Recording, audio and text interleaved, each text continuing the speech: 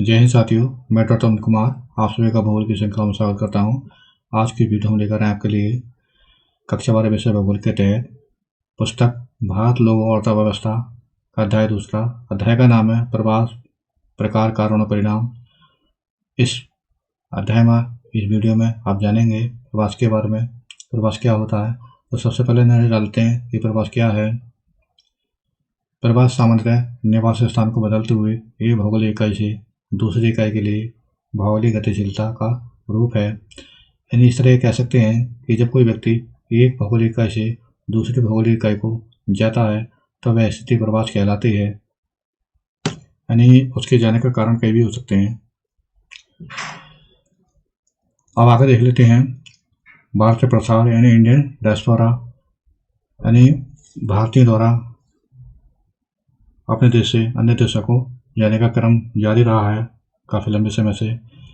वह देख लेते हैं। उसे मुख्य रूप से 3 वर्गों में बांट सकते हैं, जैसे कि उपनिवेश काल यानी ब्रिटिश काल, दूसरा प्रवासियों की दूसरी तरंग 1970 दशक में, तीसरा प्रवासियों की तीसरी तरंग 1960, 1980, 1990 के बाद। यानी 3 वर्गों में बांटने से इसका अध्ययन कर सकते हैं।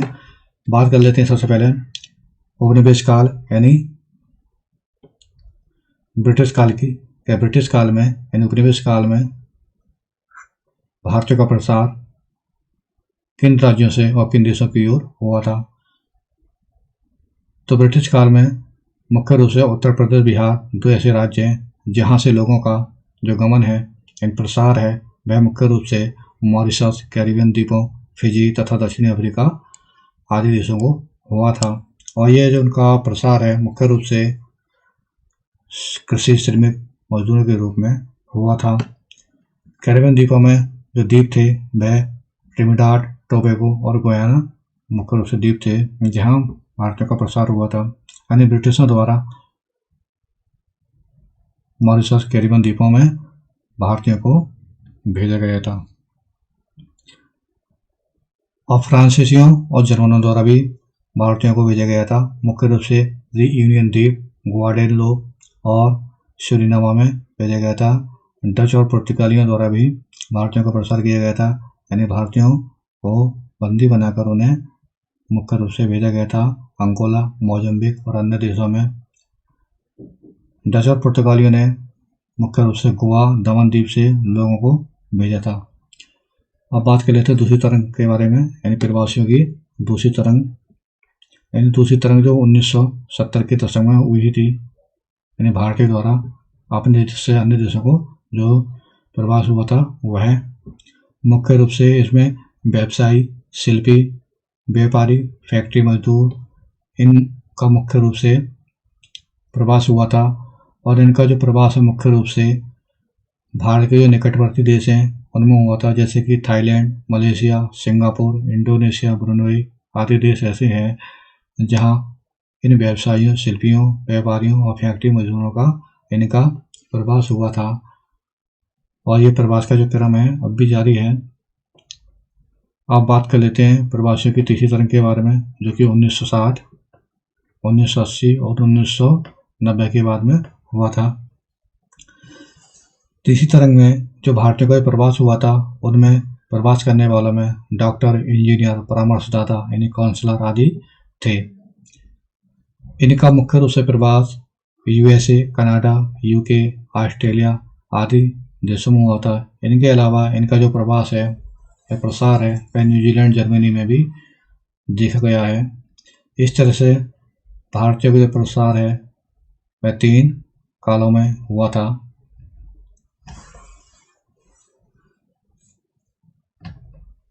अब नजर डाल लेते हैं जो भारत के सभी अवधियों में पड़ोसी देशों से पिछले निवास स्थान के अनुसार अप्रवासी आए हैं। यानी जब भारतीयों का प्रसार तो अन्य देशों को हुआ था, इसके साथ साथ कुछ ऐसे पड़ोसी देश भी थे जहां से लोग आकर भारत में बसे थे, ये भारत आए थे। तो उसमें सबसे ज़्यादा जो संख्या रही थी अप्रवासियों की वह मुख्य रूप से पड़ोसी देशों की रही थी। यानी पड़ोसी देशों द्वारा 95.5% लोग भारत आए थे, जिसमें अफगानिस्तान की जो प्रतिशत देखा जाए तो 0.2%, बांग्लादेश 59.8%, भूटान 0.2%, चीन 0.5%, म्यांमार 1% और नेपाल 11.6%, पाकिस्तान 19.3%, श्रीलंका 2.9%। इस तरह से इन सभी आंकड़ों को नजर डालें तो इसमें सबसे ज़्यादा जो अप्रवासी थे उनमें संख्या जो है सबसे ज़्यादा थी बांग्लादेश से आने वालों की, जैसे कि आप देख रहे हैं 59.8% लोग बांग्लादेश से भारत आए थे। ये जो आंकड़े हैं 2011 की जनगणना के अनुसार हैं। अब आगे देख लेते हैं प्रवास के प्रकार, यानी प्रवास के कितने प्रकार हैं। प्रवास के प्रकार को कई आधारों पर बांटा गया है, जैसे कि अवधि के अनुसार प्रवास, दूसरा है आकार के अनुसार प्रवास और तीसरा है क्षेत्र के अनुसार प्रवास। यानी अवधि के अनुसार प्रवास किस तरह हुआ वह देख लेते हैं।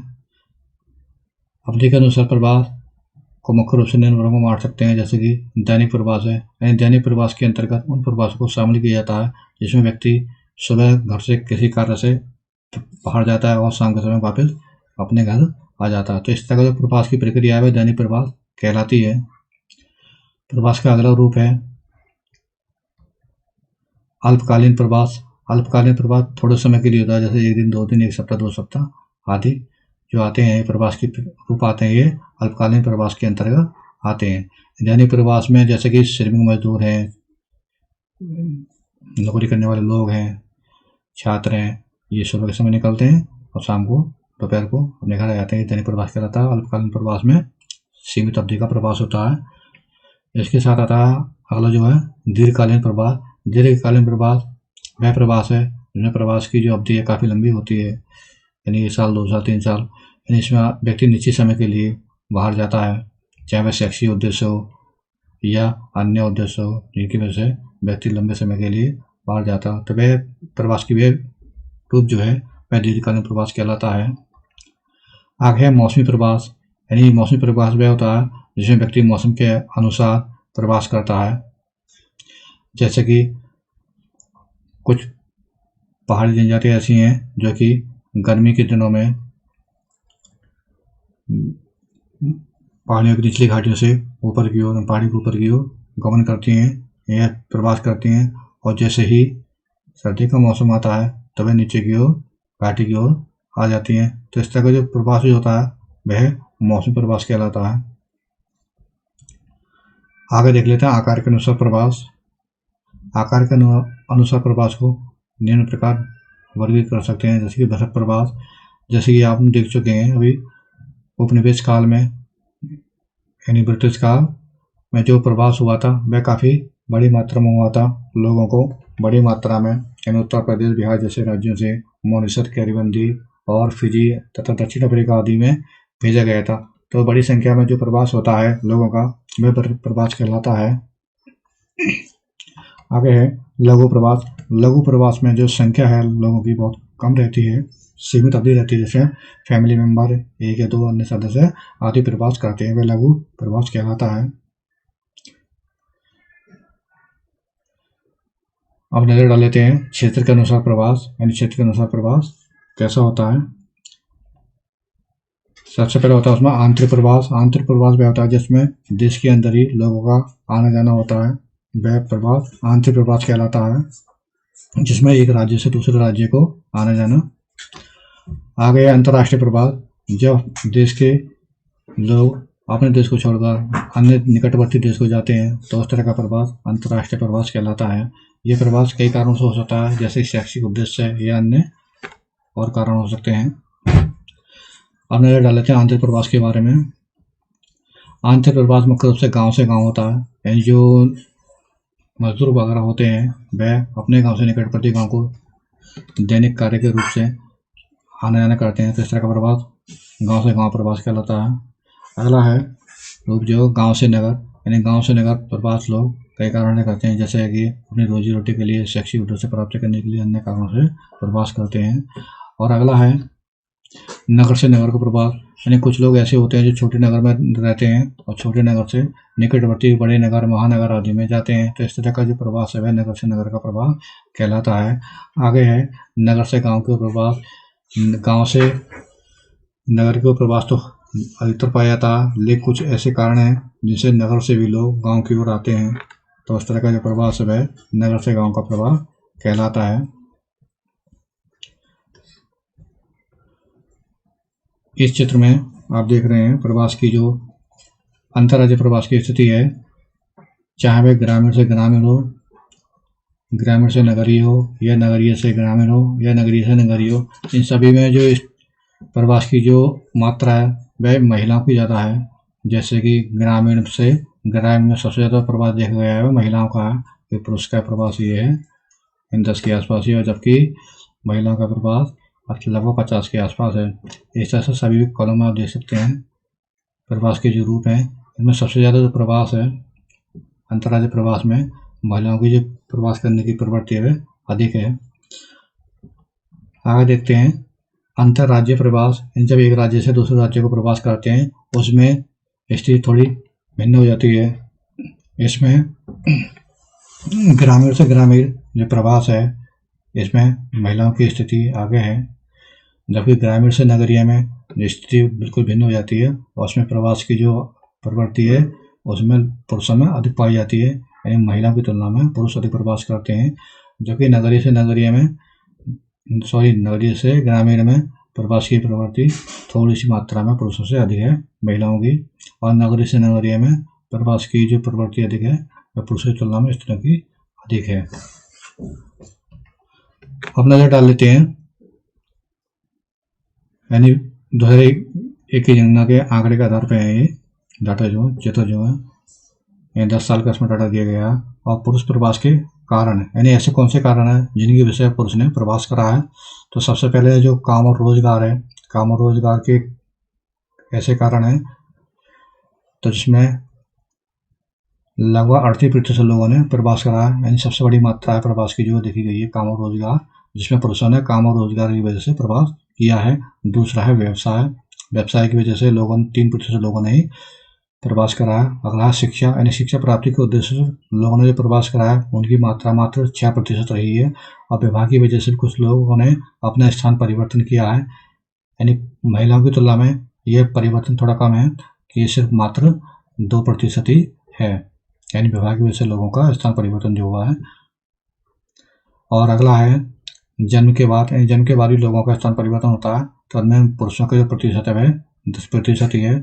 और परिवार के साथ जाना, यानी कुछ लोग जैसे होते हैं जो परिवार के साथ ही एक जगह से दूसरे स्थान को प्रवास कर जाते हैं, तो उनकी जो मात्रा का प्रतिशत है वह 25% है। इसके अलावा जो अन्य कारण हैं वैसे और कारण हैं बहुत सारे जिनकी वजह से लोग प्रवास करते हैं, पुरुष प्रवास करते हैं, तो उसमें जो इनका प्रतिशत है वह 16% है। इस डायग्राम से देख सकते हैं सबसे ज़्यादा प्रवास की जो प्रवृत्ति अधिक रही है वह 38% रही है, जो कि काम और रोजगार की वजह से रही है, और सबसे कम 2% जो प्रवास कराया है पुरुषों ने वह विवाह की वजह से करा है। अब नजर डाल लेते हैं दूसरी फिगर पर। इस फिगर में स्त्री का प्रवास के कारण दर्शाए गए हैं, यानी काम और रोजगार की वजह से, यानी इतनी कितनी महिलाएं जिन्होंने प्रवास करा है, तो उनका जो प्रतिशत है वह 3% ही रहा है।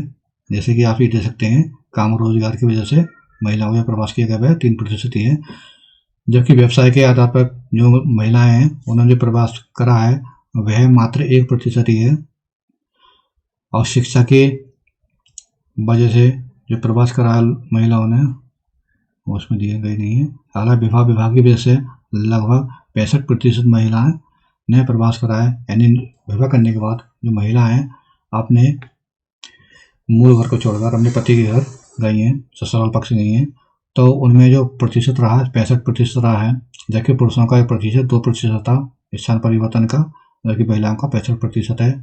जन्म के बाद जाना, यानी जन्म के बाद ही फीमेल का अन्य स्थान पर जाना, वो उनका प्रतिशत रहा है 5%, और जबकि परिवार के साथ जाना इनका 19% रहा है, और अन्य कारण जो हैं वह 7% है।